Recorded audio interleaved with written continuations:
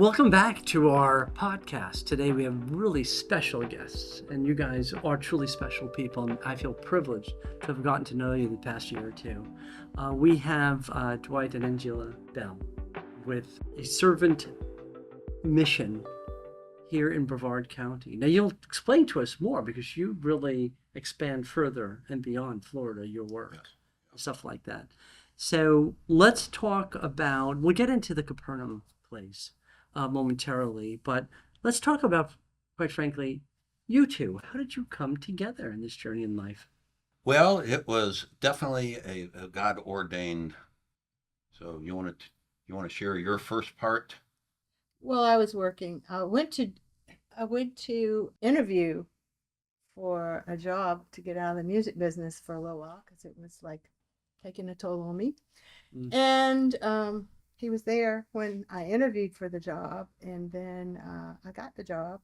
And then about, 5 months later, I got a call as the receptionist. I got a call from him that he was coming in town, and I was very hospitable to invite him out to dinner. Together ever since. How long ago was that? 38 years Wow. ago. 38 years. So I think the God that was God ordained, Angelia had been praying previous to us meeting, and just wanted, what was it? Meet somebody that would love her, that kind of a thing. And I was selling computer software to real estate attorneys, and I was coming back from Michigan. That was before cell phones, and I stopped in Chattanooga to call the office, check in, and he said, "Hey, you need to go to Atlanta and check on this law firm. The guy that put the software in messed it all up, and go in there and straighten it out."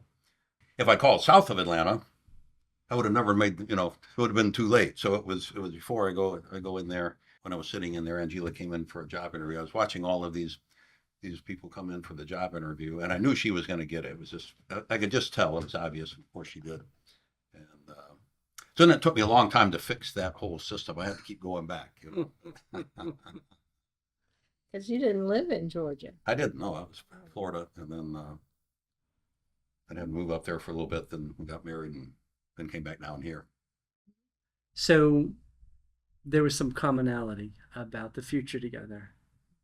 And where we are today probably had some beginnings because of the union of you two, no? Can you talk about that? It really started way, way back when I was a teenager, and started making some bad decisions, and going into adulthood and making even worse decisions. My dad was a criminal defense attorney, and he gave me some advice. He said, "If you ever do a crime, do it alone, keep your mouth shut." So I followed his advice. I never got caught, really till I got caught by Jesus. And just have this radical experience. You enter the kingdom of God and say, "Wow, this is a whole different way of living life." So that wasn't a big immediate thing, but over time, you get deeper and deeper into the kingdom, and so we got married, and faith was an important part from the very beginning. So as soon as we got married, we just attended church and that. But what we're doing now is really a result of my teen years and realizing that from that, every decision that you make has a consequence to it. It can be good or bad. Some of the consequences you feel immediately, right? Some are long term. Yeah. And of course, the most important ones are some are eternal.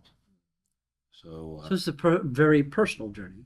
Yes, right? Yes. And very reflective. I think it shows not only in whom you're serving now in this community, which we'll get to in a minute, but how you work with the community. And that's what really, for us at Family Partnerships and the other stakeholders in this journey together, have seen with both of you. And it's really a blessing to this community to have you both. I don't know if you see that and feel that yet, but we hope over time that level of appreciation, but also of collaboration, will continue to flourish. Let's talk about, like, recently you had a ribbon cutting on the 17th of June. 11th. On the 11th of June? 11th. Okay. What? Tell us about it. Yeah, so part of our ministry, we're called to minister to teenagers and really to teach them about the decision-making process. And then as part of that, we got into the housing and started doing ministry because we realized that a lot of teenagers, a lot of young people are suffering the bad decisions that other people have made. It's not that they have made them, it's that other people have made them, and these kids have suffered the consequences.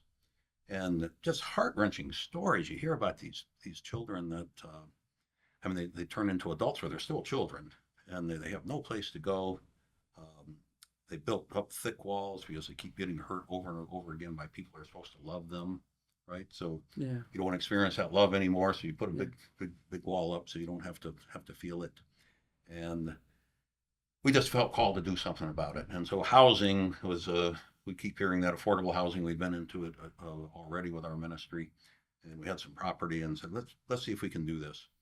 And so the ribbon cutting was on 24 apartments that we built, beautiful, brand new one-bedroom apartments for these young men and women to have a place to call home. Yeah, so it's interesting. I think about putting two and two together. Your childhood, and then you talk reflectively and empathically about meeting these kids where they're at, and I think that's. We were both teenagers at one time. Yes. I remember. You and I both. And not much has changed. I mean, not much is different from when I was a teenager. The decision-making process. Right. Right. The challenges. Yeah. Right. So that stretch from childhood to young adulthood and stuff like that. Yeah. And who hasn't, Dwight, made dumb decisions? Oh, yeah. Who hasn't? yeah, Right. For me, I had a great supporting family, right? So that is all difference of where I am now and what some of these kids have had. They don't have that supporting family. Yeah. Some of them have really been abused by the family. So yes, that's true. that's the pain. So this project we're going to talk about, Capernaum, I mean, it's a big dollar project. Yes. Where did you begin? How did you envision, and what were the first steps? Yeah. Well, first was to realize the depth of the problem. I knew about foster kids and things like that, but it was really naive about it. To tell you the truth, I thought most kids were in foster care because their parents got killed in a car accident or something, and that's just not the case. The reason they're in foster care is because their parents were not very good at being parents and might still be involved in their life. Probably a lot of them are, but because of the court systems and all that, they can't and shouldn't be really. So I got a phone call from someone that was in the providing services and sharing these horror stories, and they said they needed housing. And so it's all a God thing. So well, come on over, let's talk some more and share these stories. And geez, just like you say, your heart gets tripped out. And we had some land. And I said, well, maybe we can do something over here. And she said, well, can I make some phone calls? And it was, I say it was a miracle. Within 2 weeks, there was this meeting. You've been around the big conference table, and a team miraculously appeared. I mean, everybody that was there, that needed to be there to start this thing and make it work, was there, and just everybody's all excited. They just wanted to do it, And so I said, "Hey, okay, let's go for it." And I really knew it was a miracle because the finance guy was there, and he guaranteed that we could get the loan before he even made the application. So that had to be a God thing, right? Yes, yes. So the problem with affordable housing is it's just not affordable to build or to acquire.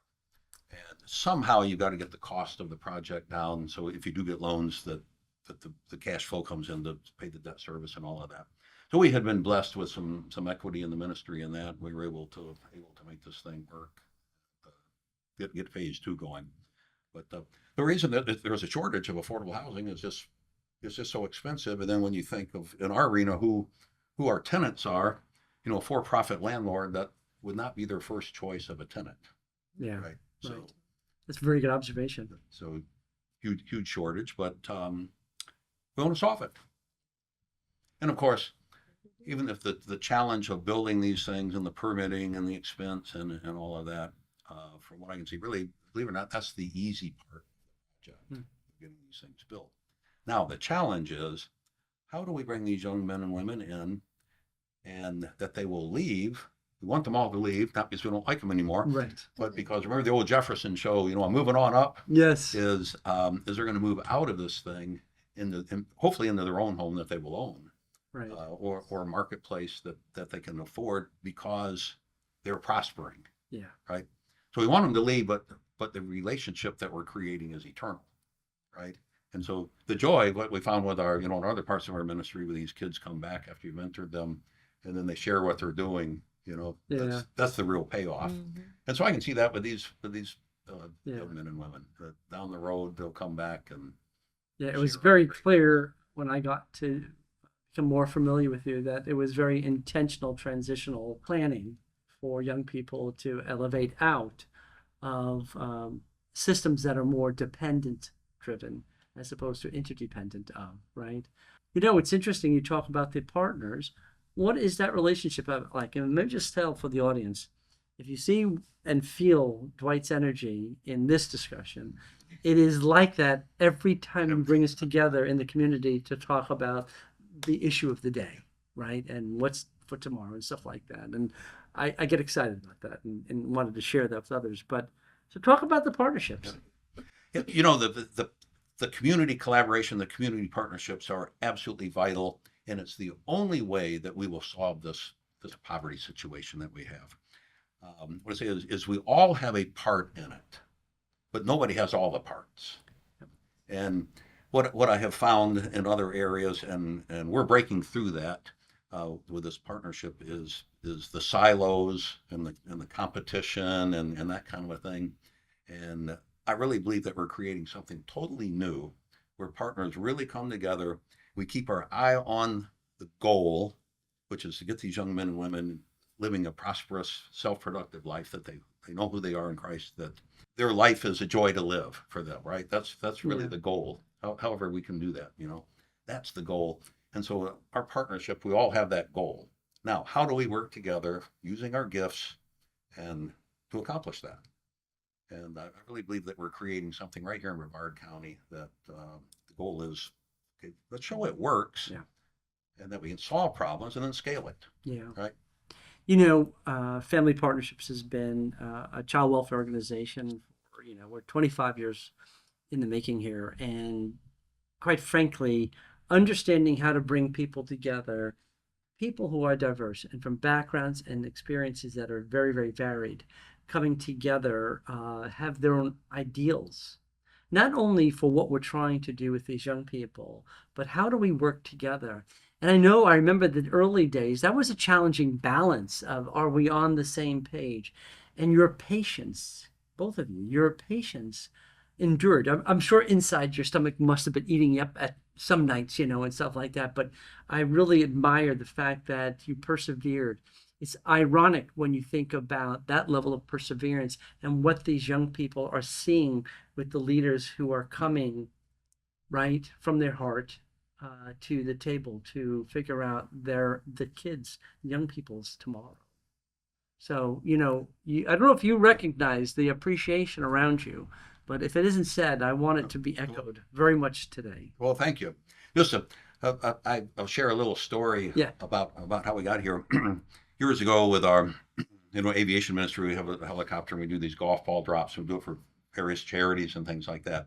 And so we were asked to do one, and I was like, yeah, sure, we'd love to do it. It's a great way. We probably raised $500,000 of that thing, that helicopter, with all the stuff we do, And so yeah, we'll do it. And then I said, hey, by the way, we do a Valentine's concert, and will you help us? Will you help us promote it? Like if you help us promote it, I'll even split the take with you. I was giving them a fundraiser, and so I felt they dissed me. They ignored me. So I get this bitter, crusty heart. I said, gosh, every time they've asked me to do something, I've been right there to do it. And then this one time I asked them, and they ignore me, and I'm even trying to help them through this, all that stuff. It's just, geez, I think I'm not even going to do it, And then I believe I heard from the Lord, and basically it was, hey Dwight, you remember that flow chart? When we created the ministry in 2010, I had this little flow chart, and part of it is where we would partner with other organizations, and the flow chart. Yeah, I remember that thing. And I believe the Lord said, well, that was my idea, that you partner with these other organizations. I didn't ask them to partner with you. I want you to show what it looks like. Yeah. And when I got that message, it immediately took all that bitterness, that crustiness away from my heart. And it just, oh, Wow. yeah, I get it. I think that's where the attitude, the big attitude Yeah. for me, you know. Yeah, yeah. It's, He does a great job reframing things, doesn't he? yeah, That's for beautiful. sure. Yeah. And the funny thing is, so we went and did it and did the helicopter drop. And then we went to this other event they asked us to bring our flight simulators to. And a lady came up to me, gave me a $5,000 check. So Wow. that was a little kiss on the cheek, you know, from the Lord. That see, I told you. Yeah. So Wings of Grace, Yes. how does that come into play? And where is its role? Because it's a larger, growing faith community. Talk more about that. I didn't mention that earlier, and I mean to. Yeah, so I believe the Lord put on my heart a ministry for teenagers to teach them about all these decision making, about how to make good decisions and the consequences for making the bad ones. But how do you do that nowadays with teenagers? You know, I would say when they already know everything, right? So I became a pilot.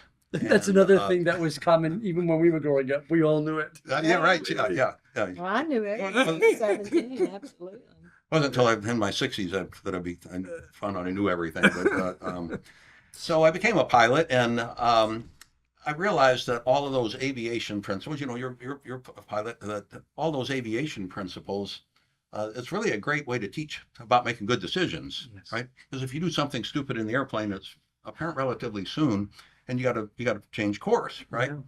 So that was the seeds to starting our ministry. I said, hey, I'll bring them in. The hook is they can earn a pilot's license. And as I'm showing them how to fly and all the decision-making processes, I'll show that these are really biblical principles.